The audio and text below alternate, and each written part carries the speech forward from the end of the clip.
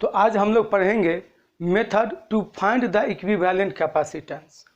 पिछला लेक्चर में हम लोग देखे थे कि कैपेसिटर का जो है दो कॉम्बिनेशन होता है, पैरेलल और सीरीज कॉम्बिनेशन। उस पर कुछ बेसिक प्रॉब्लम्स हम लोग बनाए थे। आज जो हम लोग डील करने वाले हैं कि अगर बहुत कॉम्प्लिकेटेड सर्किट वगैरह रहेगा जिसमें पैरेलल कॉम्बिनेशन या पैरेलल अरेंजमेंट या सीरीज अरेंजमेंट का पता नहीं चले तो कैसे हम लोग इसको सॉल्व करेंगे। तो ठीक है, तो सबसे पहला मेथड लिखोगे चार्ज डिस्ट्रीब्यूशन मेथड। पहला मेथड है charge distribution method. Distribution method तो देखो इस मेथड में होता क्या है, थोड़ा सा सोचो कि जब हमको पैरेलल और सीरीज कनेक्शन या अरेंजमेंट ठीक से नहीं पता चल पाता है तो वहाँ पर हम लोग ये मेथड को यूज करते हैं। ठीक है, तो देखो इसको हम लोग एक क्वेश्चन लेते हैं। जैसे समझो कि ये मेरे पास में एक अरेंजमेंट दिया हुआ है कैपेसिटर का। ये एक अरेंजमेंट है, वो थोड़ा सा गड़बड़ हो जा रहा है। ये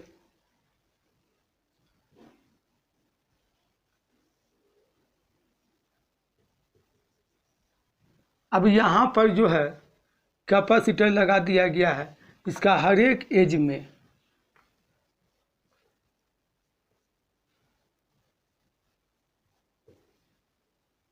ये हो गया, सब इक्वल कैपेसिटर को यहाँ पर मैग्नीट्यूड में इक्वल है, इसको अरेंज कर दिया गया है।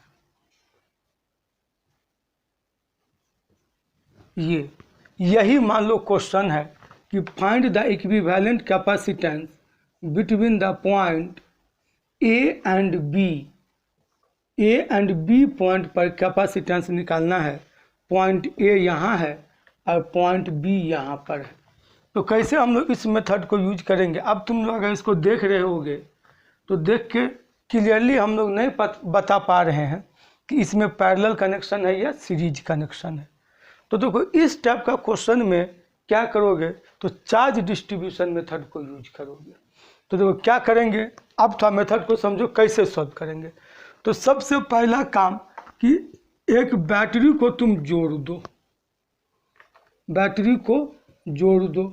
तो ये इसमें एक बैटरी को ला करके कनेक्ट कर दिए। भी पोटेंशियल डिफरेंस है बैटरी का। अब यहाँ से क्यू चार्ज निकाल करके ए पर दे दो प्लस क्यू चार्ज। अब इतना ही माइनस क्यू चार्ज बी पे आ जाएगा। ये अब इस चार्ज को भेज रहे हैं इसमें अरेंजमेंट में। तो देखो यहाँ पर 3 कनेक्शन है, 1 2 3 या 3 वायर है जिसमें कैपेसिटेंस कनेक्टेड है, कंडक्टर भी बोल सकते हो। तो तीनों का कैपेसिटेंस सेम है तो ये चार्ज जो है ये इक्वल रेशियो में तीनों में चला जाएगा। तो Q/3 इसमें, Q/3 इसमें, Q/3 इसमें। अब फिर आगे बढ़ते हैं तो यहाँ पर दो तरफ जाता है और दोनों का कैपेसिटेंस Cc है। तो फिर इसमें भी क्या होगा तो इक्वल रेशियो में चला जाएगा। ये इक्वल रेशियो किसका, Q/3 का इक्वल रेशियो। तो Q/3 को 2 हिस्सा में बांट दो तो कितना हो जाएगा Q/6। तो Q/6 यहाँ, Q/6 यहाँ। कैपेसिटेंस इक्वल है इसलिए ऐसा किया। अब ये भी जो Q/3 जा रहा है यहाँ पर तो ये भी यहाँ 2 इक्वल पार्ट में डिवाइड हो जाएगा। तो Q/6 और इसमें भी Q/6। इसी तरह से इसमें भी Q/3 यहाँ पर से 2 जगह पर डिस्ट्रीब्यूट होगा, Q/6 Q/6। ठीक है, ये है, ये हो गया। अब देखो इसमें कितना जाएगा तो ये Q/6 भी जा रहा है, Q/6 भी जा रहा है। तो दोनों पॉजिटिव है तो ऐड होके यहाँ पर हो जाएगा Q/3। उसी तरीक़ा से इसमें देखो Q/6 ये लेकर के इन कर रहा है, Q/6 ये लेके इन कर रहा है। तो यहाँ पर Q/3 और यहाँ पर भी देखो Q/6 इधर से जा रहा है, Q/6 इधर से जा रहा है। तो यहाँ पर Q/3 तीनों को ले जाके जोड़ोगे तो यहाँ प्लस Q और ये माइनस Q, दोनों जीरो हो जाएगा। तो यही कंसेप्ट को यूज करेंगे। कि जितना यहाँ से इन कराएं उतना ही यहाँ पे आउट होना चाहिए। अगर नहीं ऐसा हुआ तो सोचो कहीं ना कहीं चार्ज डिस्ट्रीब्यूशन में गड़बड़ हुआ है। अब बस सिंपली ए से बी के बीच में बोला है तो तुम इधर से भी जा सकते हो, ए ऐसे ऐसे, या फिर ऐसे करके यहाँ से भी जा सकते हो, ऐसे इस रूट से भी जा सकते हो। कोई भी एक रूट चूज कर लेना है, और जिसको चूज करो उसको थोड़ा सा नेमिंग कर लो, या नेमिंग दिया रहेगा तो कोई दिक्कत का बात नहीं है। तो ए बी है तो मान लो सी और डी। तो अब इसके बाद पहले तो चार्ज डिस्ट्रीब्यूट कर दिए, क्लियर हो गया, चार्ज डिस्ट्रीब्यूट कर दिए सब में। कंसेप्ट जितना चार्ज को इन कराओ उतना ही चार्ज बाहर में मिलना चाहिए, ये चीज़ है, यही इसका बेसिक कंसेप्ट है चार्ज डिस्ट्रीब्यूशन का। जितना चार्ज दिए उतना चार्ज बाहर, तो सही है चार्ज डिस्ट्रीब्यूशन। अगर नहीं आया तो फिर गड़बड़ है। अब इसके बाद देखो भी ए माइनस भी बी क्या हो जाएगा, तो भी ए माइनस भी बी को लिख सकते हैं भी ए माइनस भी सी, भी ए माइनस भी सी लिख दी, प्लस देखो तो भी सी माइनस भी डी भी लिख सकते हैं, भी सी माइनस भी डी, प्लस यहाँ पर से भी डी माइनस भी बी ऐसे लिख दी ये। अब भी इक्वल टू क्या होगा तो नहीं याद है, कोई दिक्कत नहीं, सी इक्वल टू होता है क्यू बाई भी, तो भी इक्वल टू हो जाएगा क्यू बाई सी। ये फॉर्मूला को यूज कर लो, सबका तुमको क्यू चार्ज भी मालूम है, सी भी मालूम है, बस इसको यूज कर लो। और भी ए माइनस भी बी क्या हो जाएगा, तो भी ए माइनस भी बी इक्वल टू हो जाएगा total charge in the circuit. इसमें कितना चार्ज भेजे थे तो क्यू भेजे थे, बाय टोटल कैपेसिटेंस, तो टोटल कैपेसिटेंस सी इक्विवेलेंट ये, तो भी ए माइनस भी बी के जगह पर लिख देंगे Q by C equivalent equal to भी ए माइनस भी सी, तो सी ये क्यू बाई सी, तो क्यू हो गया यहाँ पे Q by 3 divided by C, charge हुआ क्यू का मतलब charge Q by 3c, plus भी सी माइनस भी D Q by 6 into 1 by C, तो यही हो जाएगा क्यू बाई 6c, प्लस इसमें देखो तो क्यू बाई 3c, ये ऐसे करके लिख दिए। अब देखो क्यू सभी में कॉमन है तो क्यू लेके कैंसिल कर देंगे, तो Q 1 by C equivalent equal to हो जाएगा, क्यू कॉमन ले लिए 1 by 3c 1 by 6c 1 by 3c, Q से क्यू कैंसिल हो गया। तो अब इसका एलसीएम ले लो, 1 by C equivalent equal to 6c हो जाएगा, 3 2 जा 6, 2 6 के लिए 1, 3 2 जा 6, तो 1 by C equivalent equal to हो जाएगा 5 बाई 6c, तो इसका मतलब C equivalent equal to 6 by 5c। ये देखो पहला काम चार्ज को डिस्ट्रीब्यूट किए, जितना चार्ज यहाँ से भेजे थे उतना यहाँ मिलना चाहिए, ये ध्यान में रखते हुए फिर एक पाथ चूज कर लिए ए से बी जाने का, तो ये पाथ को हम चूज किए, तो इसका पोटेंशियल डिफरेंस लिखते चले गए, B A minus B C minus B D minus B ऐसे लिख दिए, और सबको फिर सेट कर दिए, फिर निकाल दिए। चलो नोट कर लो इसको। दूसरा मेथड लिखोगे तो दूसरा मेथड हम लोग का है method of potential difference.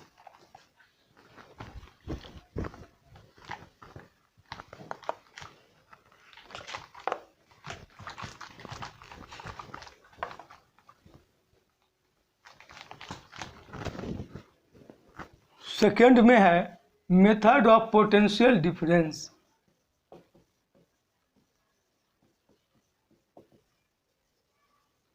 Method of potential difference, अब इसमें क्या करेंगे तो जंक्शन पर पोटेंशियल डिफरेंस को मेंशन करेंगे, ठीक है। और ये भी इसी टाइप का टॉपिक में कि जिसमें हमको पैरेलल सीरीज का ठीक से पता नहीं चले उसमें यूज कर सकते हैं। एक सर्किट को कई मेथड से सॉल्व कर सकते हैं, बात समझ गए, ये चीज़ है। जहाँ पे पैरेलल सीरीज समझ में ना आए वहीं के लिए ये सब मेथड बना हुआ है। और these all methods are made to simplify the arrangement of the capacitance. और सिंप्लीफाई करने के बाद वो पैरेलल में या सीरीज में दिखना चाहिए। तो चार्ज डिस्ट्रीब्यूशन में रीड्रॉ तो होता नहीं है, लेकिन यहाँ पर हम लोग रीड्रॉ भी करेंगे सर्किट को। तो देखो इसका भी एक एग्जांपल लेके देखते हैं। जैसे ए और बी के बीच में हमको सी इक्विवेलेंट निकालना है। Find C equivalent between A and B, A and B के बीच में सी इक्विवेलेंट। तो क्वेश्चन हम लोग का ये है,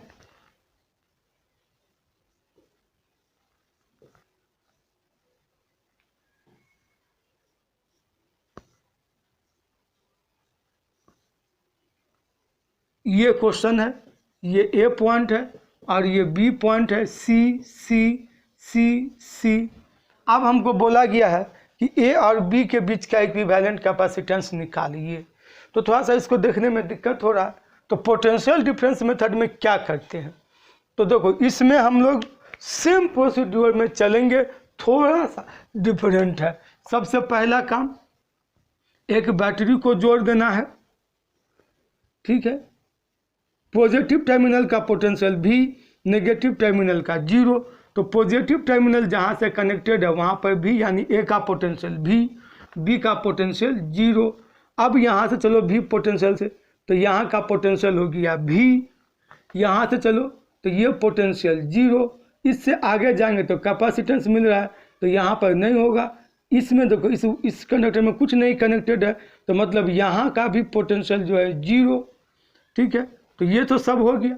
एक जंक्शन मेरा बच रहा है, तो इसमें कुछ भी मान लो, A B C D E F G H कुछ भी मान सकते हो, V1 V2 V3 V dash कुछ भी मान लो पोटेंशियल इस जंक्शन का। तो यहाँ का पोटेंशियल V1, यानी इसमें पहला स्टेप एक बैटरी जोड़ देना है, पॉजिटिव टर्मिनल को भी पोटेंशियल पर रख देना है, नेगेटिव को 0 पर। तो नेगेटिव जिससे कनेक्टेड है उसको 0 बोल देंगे, पॉजिटिव जिससे कनेक्टेड है उसको भी बोल देंगे। ये काम करने के बाद हर एक जंक्शन का पोटेंशियल को मेंशन कर देंगे। मिल गया तो ठीक है, नहीं अगर जैसे यहाँ पर नहीं मिला जंक्शन में डायरेक्टली, तो कुछ कुछ मान के बैठाएंगे, ठीक है। इस टाइप से करेंगे। पोटेंशियल डिस्ट्रीब्यूट, ये पोटेंशियल डिस्ट्रीब्यूट करने के बाद या पोटेंशियल बताने के बाद क्या करेंगे, तो सर्किट को रीड्रॉ करेंगे। तो देखो कैसे करेंगे, ए पर पोटेंशियल भी, फिर एक पोटेंशियल V1, फिर एक पोटेंशियल 0 जो कि बी का है। अब तुम देखो कि इस सब के बीच में कितना कैपेसिटर कनेक्टेड है। तो V और V1 के बीच में एक यहाँ दिख रहा है, तो एक कैपेसिटर यहाँ पर कनेक्ट कर दिए, C। 0 और V1 के बीच में एक यहाँ पर है, V1 को ऊपर लिखो, ये यहाँ पर एक कैपेसिटर है। और देखो V और 0 के बीच में एक कैपेसिटर है, तो V और 0 है, तो इस टाइप से एक कैपेसिटर जोड़ दिए, C। इसके बाद V1 और 0 के बीच में एक कैपेसिटर है, ये हो गया C। 1 2 3 4, 1 2 3 4, 4 कैपेसिटर। देखो अब तुम देखो, अब तुमको क्लियरली समझ में आ रहा होगा कि ये दोनों पैरेलल में और ये इसके साथ सीरीज में है, और ये तीनों का कॉम्बिनेशन इसके साथ पैरेलल में है। तो पहले इसको फिर से रीड्रॉ कर लो, एकदम आसानी से करोगे। कैसे, तो देखो यहाँ पर ए पॉइंट हो गया, सी कैपेसिटर, इस दोनों का इक्विवेलेंट, तो सी प्लस सी पैरेलल में, तो 2C कर दिए, ये हो गया बी। आप फिर इसको ला करके ऐसे जोड़ दिए, ये हो गया सी।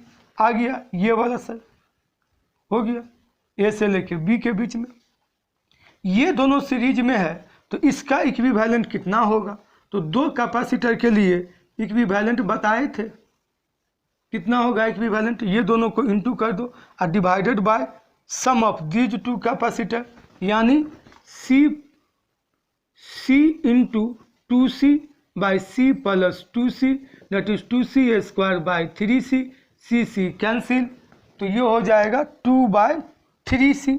तो यहाँ पर हो जाएगा 2/3C, और ये हो गया पॉइंट B, और यहाँ पे ला दिए C कैपेसिटर को। अब ये दोनों पैरेलल में है, तो इसको जोड़ लो आसानी से। तो C इक्विवेलेंट कितना हो जाएगा, तो 2/3C अब प्लस C, यानी 2C plus 3C/3, that is 5/3C हो गया। ये हमारा आ गया। तो इस टाइप से सर्किट ही से हम लोग बना लेते हैं, सर्किट को रीड्रॉ कर करके ही बना लेते हैं। और नहीं चाहो तो तुम यहाँ लिख भी सकते हो कि इस दोनों का इक्विवेलेंट ये हुआ, इस दोनों का इक्विवेलेंट ये हुआ, बस लिख दो, हो गया। तो नोट करो इसको, आगे का मेथड देखते हैं।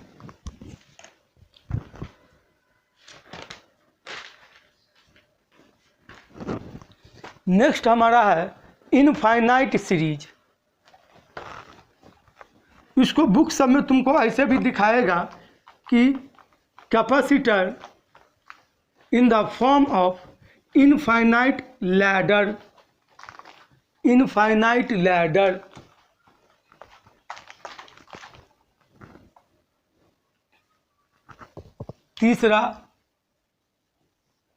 तीसरा में है इनफाइनाइट लैडर प्रॉब्लम, लैडर। इसको इनफाइनाइट लैडर प्रॉब्लम इसलिए बोलते हैं क्योंकि लैडर में हर एक स्टेप सिमिलर स्टेप रहता है, एक जैसा रहता है। जैसे देखो ये मेरे पास में यहाँ ए पॉइंट है, यहाँ पर है बी पॉइंट, एक कैपेसिटर यहाँ, फिर एक कैपेसिटर यहाँ, एक कैपेसिटर ये हो गया, फिर एक कैपेसिटर ये हो गया, फिर यहाँ पर एक कैपेसिटर हो गया। इस टाइप से ये चलता जाएगा कहाँ तक, इनफाइनाइट तक। तो देखो सब सिमिलर जैसा है, एक जैसा है, यानी इसमें कुछ रिपीटिंग यूनिट है जो एक साथ रिपीट होते जा रहा है। जैसे देखो तो इसको लैडर क्यों बोलते हैं, यहीं से समझ में आएगा। देखो अगर तुम इसको देखोगे तो क्या ये रिपीट नहीं हो रहा है, ये फिर ऐसा ही यहाँ पर, फिर ऐसा ही यहाँ पर। तो ये कब तक रिपीट होगा, इनफाइनाइट तक ये रिपीट होते चला जाएगा, इनफाइनाइट तक। इसीलिए इसको इनफाइनाइट लैडर प्रॉब्लम भी बोलते हैं। चलो इसको बना लो, बस हम कैमरा देख लेते हैं। हाँ ठीक है, चलो ये हो गया। तो अब देखो इसको कैसे सॉल्व करेंगे। तो पहला स्टेप, फर्स्ट स्टेप तुम क्या करोगे, ये पूरे का इक्विवेलेंट को मान लो, equivalent capacitance C equivalent, let C equivalent be the capacitance. पूरे का C इक्विवेलेंट हो गया कैपेसिटेंस, A और B के बीच में हमको कैपेसिटेंस निकालना है। Find, question soon low, find C equivalent between A and B, A और B के बीच में C इक्विवेलेंट निकाल दीजिए। तो पहला काम, पूरे सर्किट का इक्विवेलेंट कैपेसिटेंस मान लेंगे कि C इक्विवेलेंट है, ठीक है, ये हो गया। सेकेंड स्टेप में क्या करोगे, सेकेंड स्टेप में एक रिपीटिंग यूनिट को छोड़ करके बाकी रिपीटिंग यूनिट का कैपेसिटेंस कितना होगा इसको निकाल लोगे। तो देखो ये तो इनफाइनाइट है ना, समुंदर में से एक चम्मच पानी निकाल लो तो क्या समुंदर में पानी का कमी होगा, नहीं, उतना ही रहेगा। जो पानी निकला उसका समुंदर के टोटल पानी के तुलना में कुछ भी नहीं है, इवन एक ड्रॉप भी नहीं है। तो ये इनफाइनाइट है, इसमें से एक रिपीटिंग यूनिट को निकाल ही लिए तो इससे इसको कुछ फर्क नहीं पड़ने वाला है। बात समझ गए। तो इसका कितना इक्विवेलेंट होगा कैपेसिटेंस, तो C इक्विवेलेंट ही होगा, ये है। तो पहला चीज मान लिया क्या, लेट या ऐसे करके एज्यूम C इक्विवेलेंट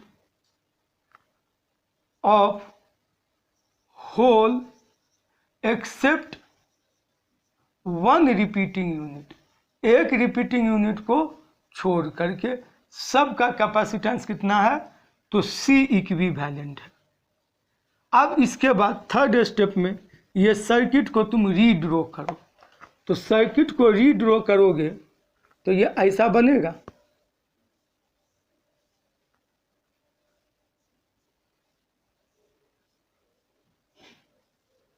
ये C इक्विवेलेंट, ये A और ये B। देखो तो ये दोनों सीरीज में है और ये दोनों सीरीज में है और इसके साथ पैरेलल में। अब इसका निकाल लो, तो A और B का ही तो C इक्विवेलेंट निकालना है। तो C इक्विवेलेंट इसको रीड्रॉ कर लेते हैं, तो क्या हो जाएगा, A यहाँ पर हो गया C और ये हो गया B। इस दोनों का इक्विवेलेंट कितना हो जाएगा? तो दो कैपेसिटर का इक्विवेलेंट ये दोनों का इनटू और डिवाइडेड बाय दोनों का सम। ठीक है, तो ये दोनों का into C equivalent divided by C plus C equivalent, ऐसे करके लिख दिए। अब ये दोनों पैरेलल में है तो A और B के बीच का इक्विवेलेंट, A और B के बीच का इक्विवेलेंट क्या हो जाएगा? C इक्विवेलेंट इक्वल टू हो जाएगा C plus C into C equivalent divided by C plus C equivalent. अब क्रॉस मल्टीप्लाई करो, सॉल्व कर लो। तो अगर ऐसे में ये लेके चलने में दिक्कत हो रहा है तो मान लो let C equivalent equal to C1 या XYZ कुछ भी मान लो। तो C1 equal to C plus C into C1 by C plus C1, ऐसे करके अब सॉल्व करो। तो इसको सॉल्व करो, आ जाएगा C1 का वैल्यू अब यहाँ से निकाल लेंगे। तो C1 इक्वल टू कितना हो जाएगा? तो यहाँ पर हो जाएगा C का square plus C into C1 हो गया plus C1 divided by C plus C1। Cross multiply करो तो क्रॉस मल्टीप्लाई करोगे तो C into C1 plus C1 का स्क्वायर, ये एक बार फिर ये एक बार, इक्वल टू C का square plus C1 plus C1। देखो एक बार इससे ये कटेगा, काट दो। अब सबको LHS की तरफ ले आओ तो C1 square minus C into C1 minus C square equal to 0। क्या ये क्वाड्रेटिक इक्वेशन नहीं बना? ये क्वाड्रेटिक इक्वेशन ही बना। अब जैसे क्वाड्रेटिक इक्वेशन को सॉल्व करते हो वैसे सॉल्व करके तुम C1 निकाल लो। तो कैसे करेंगे? तो मिड टर्म फैक्टराइजेशन में इसमें नहीं जाओगे ताकि यहाँ दिक्कत होगा, नंबर तो है नहीं। ठीक है, नंबर उम्बर आता तो मिड टर्म फैक्टराइज करने का कोशिश करते।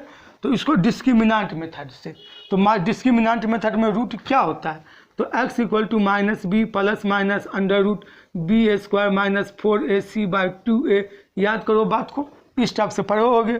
तो b यहीं का कोएफिशिएंट है तो माइनस b, तो b भी तो यहाँ माइनस c ही ना है, तो माइनस माइनस प्लस c, आप फिर प्लस माइनस, तो माइनस नहीं लेंगे प्लस होगा क्योंकि इक्विवेलेंट कैपेसिटेंस निगेटिव होगा नहीं, प्लस ले लिए। अंडर रूट बी स्क्वायर मतलब हो गया यहाँ पर b c का स्क्वायर माइनस c का स्क्वायर माइनस c का स्क्वायर माइनस 4ac, तो 4a हो गया यहाँ पर 1, कुछ नहीं है तो मतलब 1 है, इंटू माइनस c का स्क्वायर डिवाइडेड बाई 2 इंटू 1। तो C1 equal to C plus under root C square plus 4C square, तो 5C स्क्वायर बाई 2। तो अब इसका मतलब हो गया कि C1 equal to C plus root 5C by 2। तो C1 इक्वल टू C को कॉमन ले लो, 1 प्लस रूट 5 डिवाइडेड बाय 2 हो गया। यही हमारा हो गया क्या? Equivalent capacitance.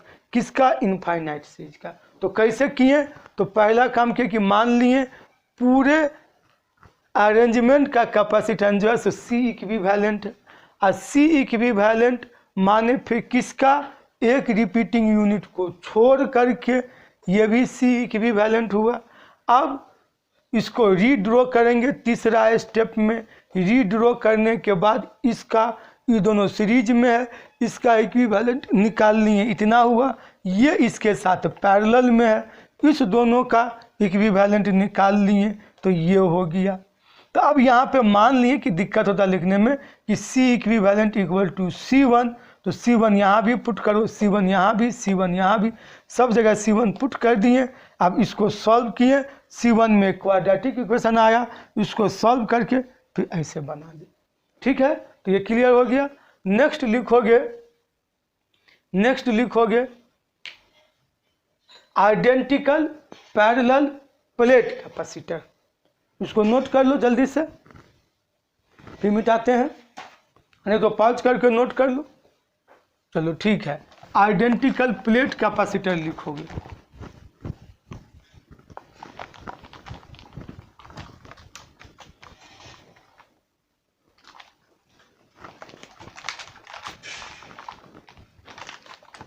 Identical plate capacitor, देखो ये थोड़ा सा अलग टाइप का सवाल दिखता है। आइडेंटिकल प्लेट्स कैपेसिटर, ये किस टाइप का अरेंजमेंट रहता है, थोड़ा सा देखो तो देखो तुम लोग को बुक में कोई कोई कैपेसिटर में इस टाइप से दे देता है।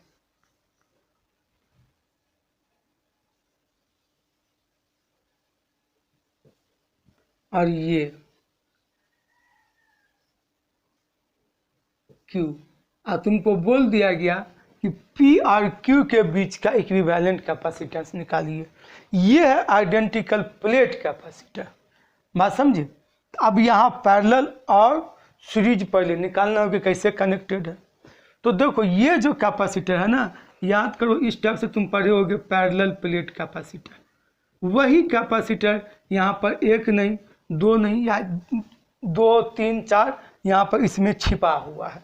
तो तुम कैसे करोगे इसको, थोड़ा सा देखो इसको कैसे करोगे। तो हम लोग को इसको देख करके डरना या घबराना नहीं, इसको थोड़ा सा रियल से इसको अपने हिसाब से इमेजिन करो कि पहले इसमें गिनो कि कैपेसिटर है कितना कैपेसिटर। इसमें जो ये बीच का जो ये इंटरमीडिएट प्लेट है, ये 2 कैपेसिटर के लिए काम करता है, ऊपर वाला के लिए भी और नीचे वाला के लिए भी। ये भी जो है ये ऊपर वाला के लिए भी है, नीचे वाला के लिए भी है, क्योंकि पैरेलल प्लेट में 2 सरफेस और दोनों सरफेस अलग अलग कैपेसिटर बना रहा है। ये चीज़ इधर एक इधर एक इधर एक इधर, ऐसा इसलिए करते हैं पैरेलल प्लेट, स्पेस बचाने के लिए, मटेरियल बचाने के लिए हम लोग इस टाइप का कैपेसिटर बनाते हैं। पहले देख लेते हैं इसमें कितना कैपेसिटर है।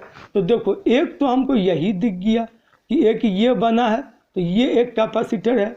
चूँकि आइडेंटिकल बोल रहा है तो पैरेलल प्लेट कैपेसिटर का जो फॉर्मूला होता है एप्सिलॉन नॉट A/D, तो मतलब एरिया इसका, एरिया इसका, एरिया इसका, एरिया इसका, ये सब बराबर, इस सब के बीच का गैप भी बराबर।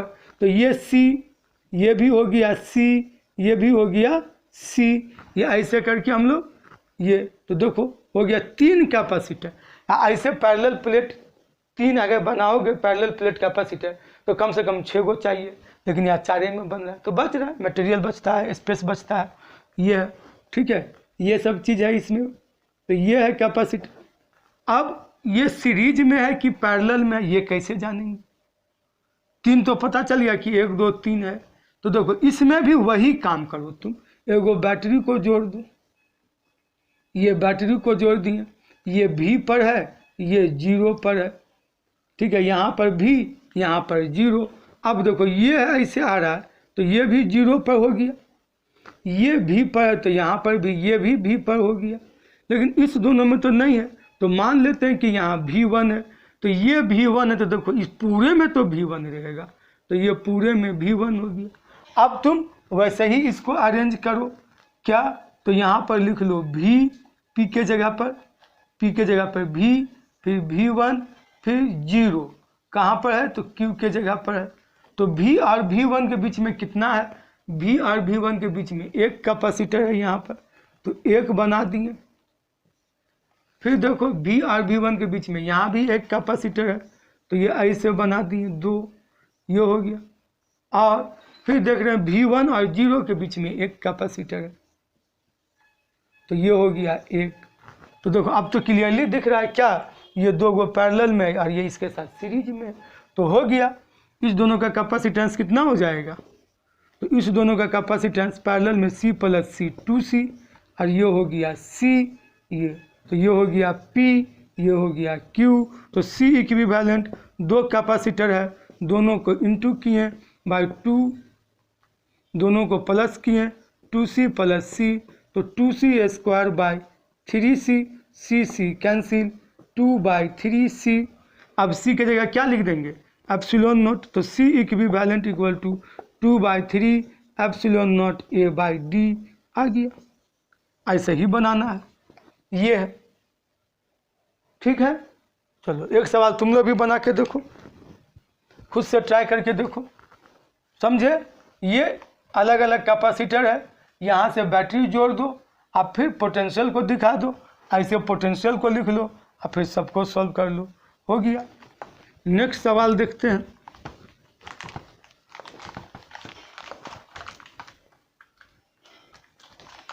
इसी पे एक और सवाल हम करवा देते हैं। देखो ये है एक सवाल,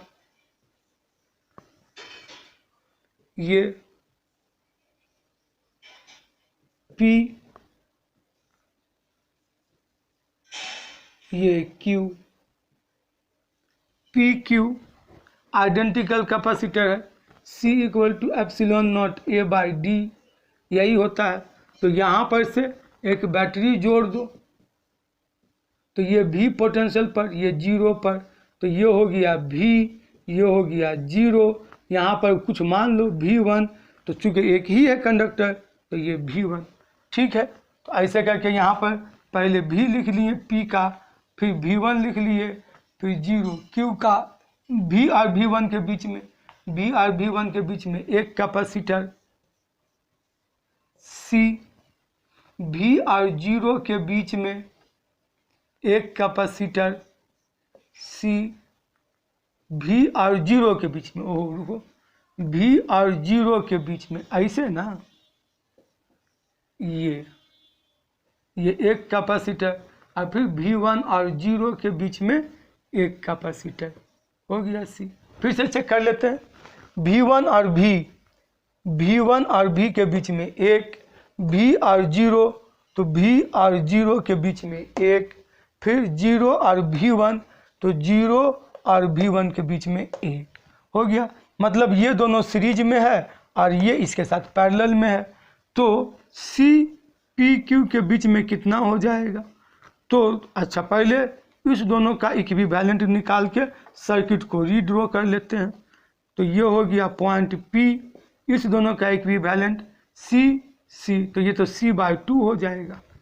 आइडेंटिकल दो कैपेसिटेंस सीरीज में तो C/2, C/n दिए हुए हैं पहला लेक्चर कॉम्बिनेशन में, देखो C/2 है ये। इसके बाद यहाँ पर ये हो गया Q, और फिर इसको ऐसे ला के जोड़ दिए तो ये हो गया C, ये दोनों पैरेलल में है, तो C equivalent equal to C/2 plus C, यानी 3/2C, ये हो गया। C के जगह पर लिख देंगे 3/2 epsilon naught A by D, तो इस टाइप से हो गया, ये हमारा आंसर आ गया। बात समझे। तो ये हमारा कॉम्बिनेशन हो गया। तो नेक्स्ट लेक्चर में जो हम लोग इस पर डील करेंगे वो हम लोग डील करेंगे पोटेंशियल एनर्जी वगैरह पर स्टोर्ड इन कैपेसिटर, ठीक है। तो मिलते हैं बहुत जल्द नेक्स्ट लेक्चर में, ठीक है।